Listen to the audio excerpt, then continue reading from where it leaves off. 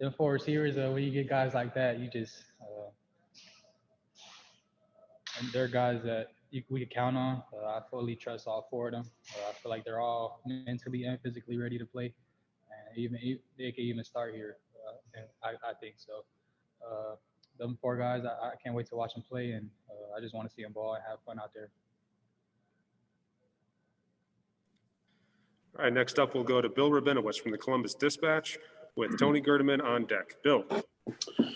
Chris, obviously this has been a long time coming to get back on the field. It's going to be a strange atmosphere with no fans. What do you think it's going to be like on Saturday? It's going to be real weird at first. We don't really know how it's going to feel, especially having the stadium empty, really. Only our family there, but I mean, we're going to have to adapt to it quick. There's going to be millions of people watching on TV, so we're gonna have to adapt to it and just have fun out there. We got to feed off each other's energy. When somebody makes a play, we got to get hype for each other and just act like it's regular and try to ball. And your parents are from California. I mean, they're coming for this game? Yeah, my mom and my brother are coming. They're gonna be there on Saturday, so just having them there is a blessing for me. So I can't wait to see them there. And just one more quick one. You're not allowed to hug them after the game. You have to still stay. How hard is that going to be? It's going to be tough, especially not seeing my mom in a little while. But it's going to be tough, but we're going to have to get used to it. It's only going to be a couple months, 2 or 3 months. So we're just going to have to get used to it, and hopefully it'll pay off at the end. So. Thanks, Chris. All right, next up, Tony Gerdeman from Buckeye Scoop with Bill Landis on deck. Tony. Hey, Chris, we talk a lot about the freshman receivers and this guy and that guy. Tell us a little bit about Jamison Williams. And we see clips of him that, get put on Twitter. I think a lot of people are expecting quite a few things from him. What have you seen? What should we expect from him this year? I expect a lot from him. Me and Jamison, we got real close over this quarantine and over this off season, and we push each other every day. We're so close. We could talk mess with each other, but at the end of the day, we want the best for each other. But we push each other, we make each other better, and it's all competition at the end of the day. Jamison is a guy that one of the most talented dudes on the team, and I wish the best for him. And I got high hopes for him this season, and just like he does for himself. And I can't wait to watch him play, and I can't wait to see what he has to show the world. His speed is off the charts, his talent is off the charts, and along with Garrett Wilson, us three, we're gonna have fun this year. I can't wait to see how it plays out. What does he do best? He's a speed guy, but I think his route running is great. His run after the catch is off the charts too. So everything you're gonna see on Saturday, but I just can't wait to see him play, and it's gonna be fun watching him at the same time. Thank you. All right, we'll go next to Bill Landis from The Athletic with Dan Hope on deck. Bill. Hey, Chris, a couple of weeks ago, some of the tight ends were talking about, when they work with Justin, he'll go as far as to run routes for them to kind of show them how he wants it done and maybe where he wants them in terms of ball placement and stuff like that. I'm just wondering if he does that with you guys as receivers too, and just kind of, how do you and him get on the same page with that kind of stuff? He knows my body language along with the receivers. But sometimes when we miss a ball or something's off, we kind of just get together and he tries to show us like what he wants, and I try to show him like what I want, where I want the ball at, and just little things like that, just to get on track and just to make it happen on game day. So, is there more of that kind of conversation happening this year, just as he's more comfortable and knowledgeable in the offense, and you guys have had more time to work together? Yeah, that's a lot of conversation, especially this week. We got a lot of plays in, and we kind of missed a couple earlier in the week, but we got together, me and him, and whenever he misses the ball, he kind of goes up to the receiver or the tight ends or the running backs and tries to fix things. And when we missed a couple balls, I just right after the play, I went up to him and told him how I'm gonna run the route, or told him how I'm gonna do this and do that, just to get on the same page with him. So. Thanks, Chris.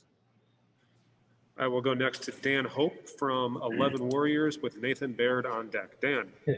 Hey, Chris, with the freshman receivers behind you, just how much have they been pushing you guys for playing time, and what should people expect to see from them on Saturday?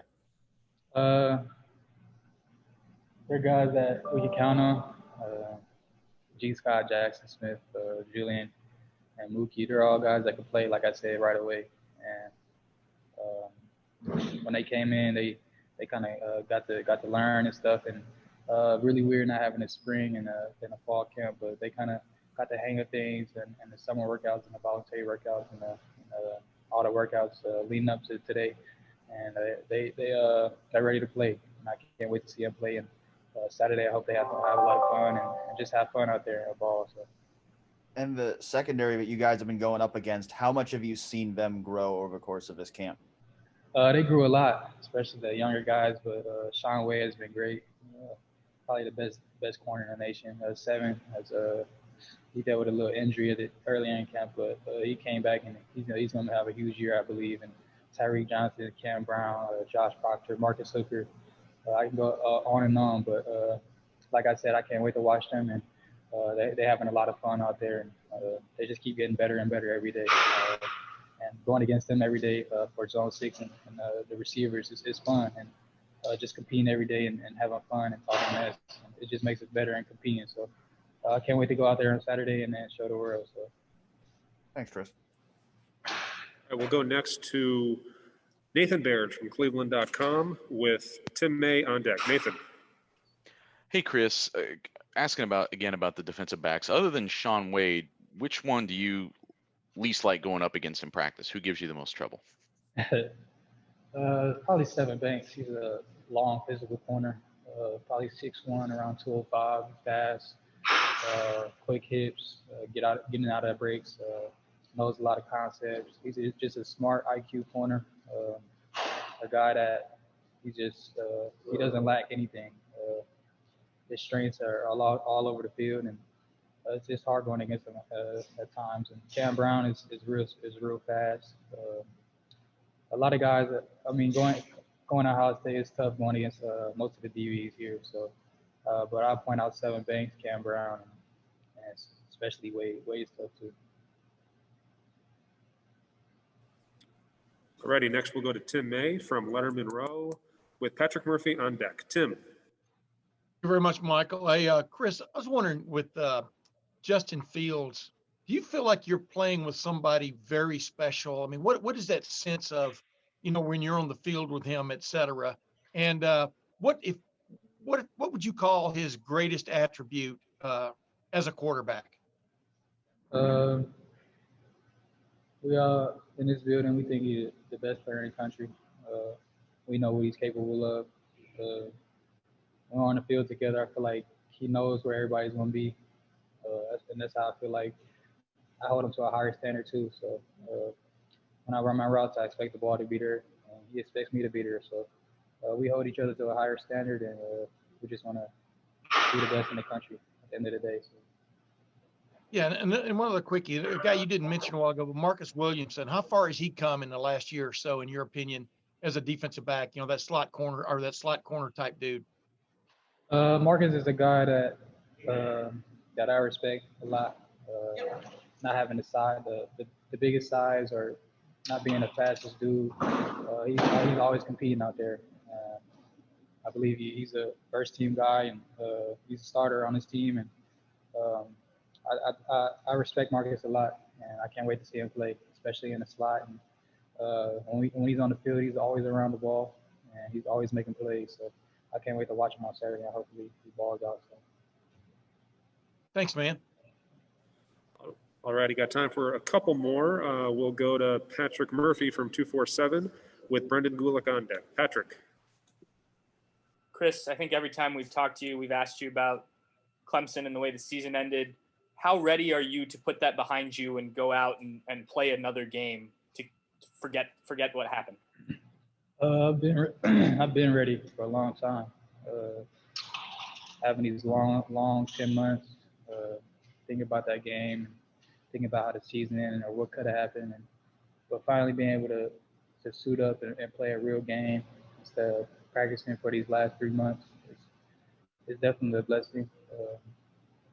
Thinking about so many things over the quarantine, thinking about what I could have done, what could have happened, and I'm just ready to play, and as long as my team. So we can't wait to go out there on Saturday and play.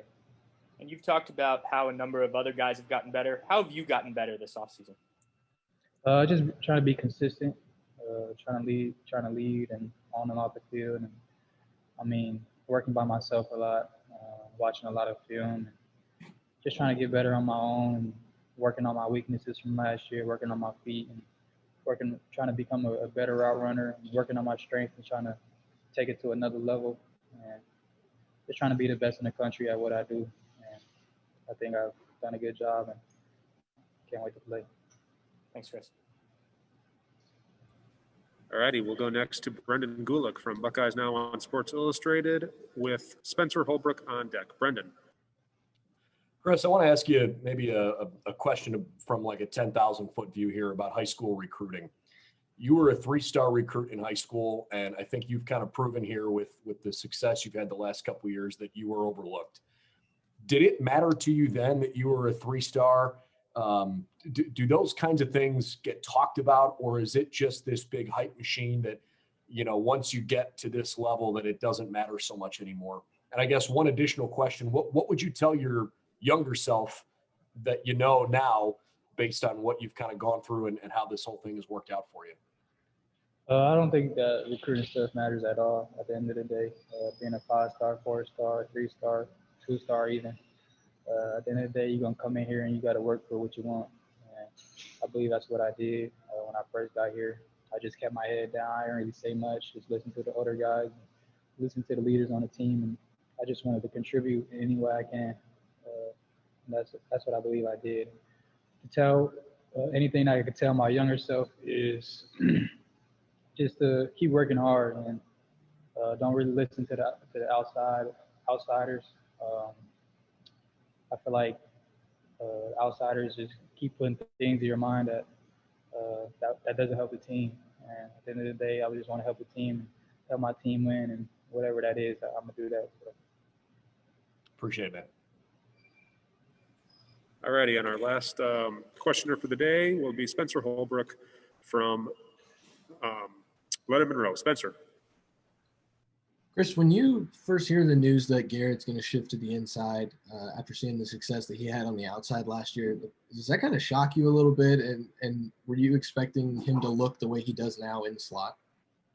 Not at all. I mean, with KJ being gone and us not really having a standout slot receiver, I feel like Garrett has the attributes and everything that it takes to be a slot receiver. I feel like he's versatile. He can play outside or inside. And he's a guy that I trust when he's on the field with me. And he's going to make them plays, whether he's outside or inside. So having a guy like Garrett is a huge honor, especially playing alongside one of him. I believe he's one of the best in the country at what he does. And I can't wait for him to show the world and show the things that he could do. Sometimes it's not really human what he does. So having him inside is a blessing, and hopefully we can get him more touches so he could show the world what he can do.